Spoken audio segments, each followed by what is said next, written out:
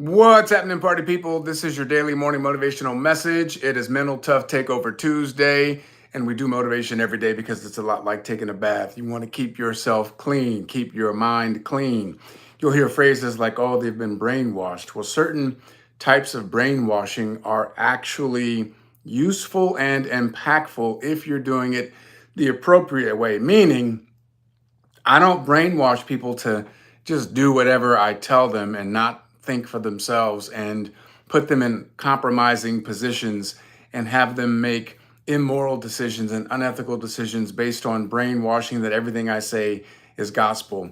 That's more cultish, and that's not what I mean. But when I talk about brainwashing, I mean really keeping your mind to the best of your capacity clean with positive, uplifting thoughts, with problem solving come from, with strategic thinking, with holding yourself to a higher standard of accountability, removing the toxins and the negativity and the stressors and the noise and the distractions to the best of your capacity. So sometimes brainwashing has to be a part of our daily regimen, doing it the right way. I want to talk to you today about mindset matters.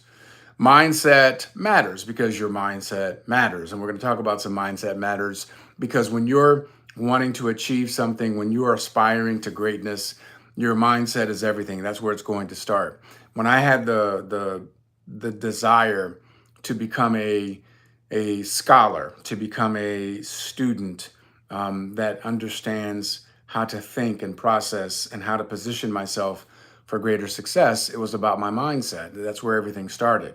Prior to making that decision, I had never gotten all A's or all B's, and I was a below average student. So the idea that I could, make honor roll, the idea that I could graduate with honors, the idea that I could become a member of the Mathematical Society, and that I could get recognition as a national honors student, nationally get that recognition. Those things, if you had told me those things were going to happen, I would have been like, you are out of your mind. Like, there's no way. And I made a decision to not judge my future on my past. I made a decision. My mindset was, because my past does not equal my future, I can literally hit a reinvent button, not just the reset button, but a reinvent button. And I can take on a new identity and I can strive for something greater than I've ever even thought about achieving. Why not me? I see other people doing it. If they can do it, I can do it too. That's a mindset.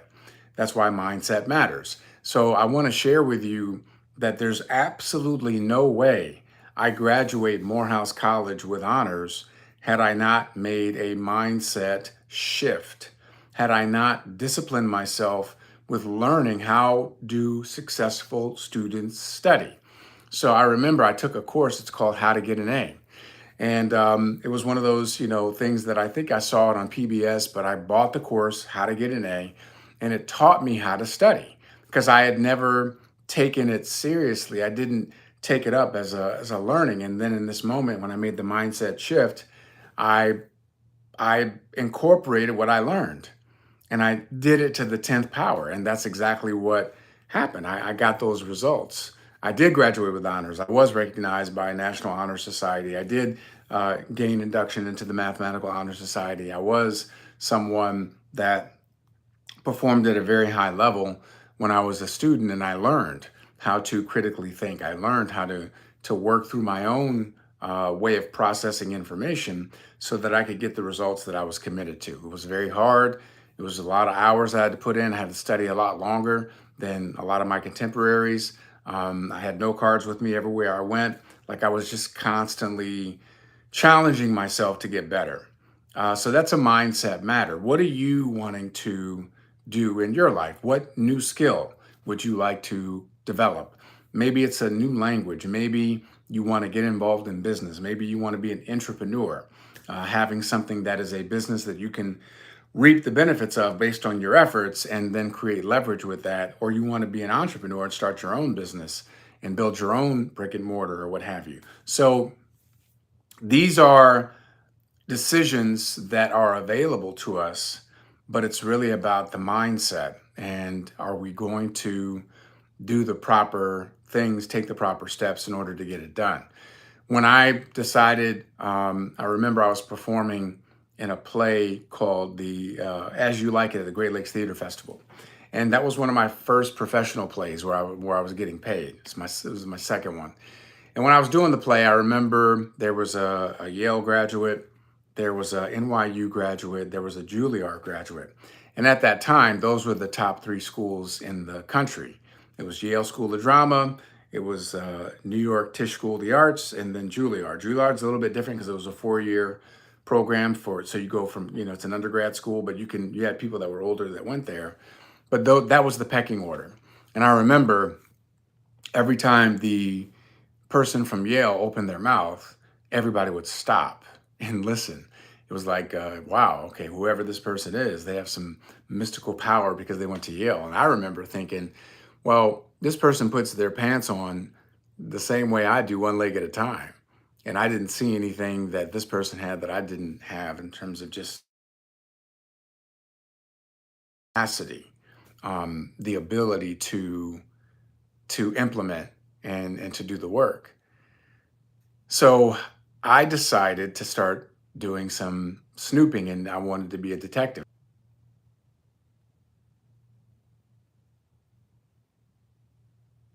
So I decided that I was going to be a detective. And I said, because I didn't know that you could get training, by the way, at that point in time. Again, that was my second play. I didn't know people went and trained to become professional actors. I was just doing it, by hook or crook. And so I set up a meeting with the artistic director of the Cleveland Playhouse. And so those are the two biggest theaters in Cleveland, Cleveland Playhouse, Great Lakes Theater Festival. Tom Hanks started at the Great Lakes Theater Festival. So I was like, all right, I'm trying to make some decisions about how to best go about making a career for myself. I'm going to either move to New York or LA, maybe Chicago, and I'm going to make a life as an actor. And he said, the artistic director of Cleveland Playhouse said to me, Peter Hackett, he said, hey, why don't you go to graduate school? I said, oh, I hadn't really thought about it. He said, yeah, because it'll actually shorten your learning curve, and you can actually get access to get on the stages and make a living. Because if you graduate, first of all, if you get in, great. If you graduate, you're going to have doors open for you that you normally wouldn't have open, and they're going to open quickly. So I said, what's the best school in the country? He said, Yale School of Drama. I said, okay. And so I made a decision right then and there. I'm going to the Yale School of Drama. I didn't entertain not going. I didn't focus on the fact that you have 1,700 people that are auditioning, 1,800 people auditioning for 17 spots.